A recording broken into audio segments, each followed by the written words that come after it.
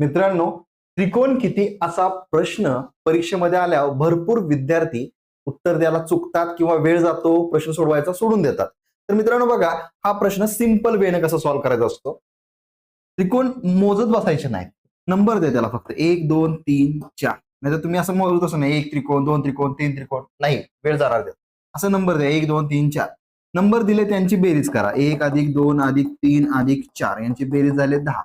मग 10 जे आलेलं आहे मित्रांनो, आता काय करायचं, भाग केलाय बघा. इथे एक भाग केलाय मेन त्रिकोणाचा, परत इथे एक भाग केला.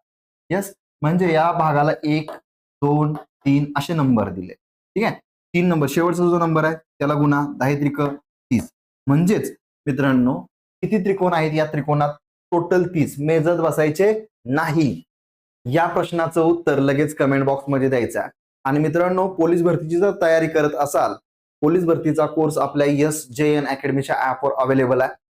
ट्रिक्स आणि टिप्सनं तुम्हाला गणित बुद्धिमत्ता शिकवलेला आहे, त्याचबरोबर इतर विषय सुद्धा शिकवलेले आहेत. परफेक्ट तयारी होते.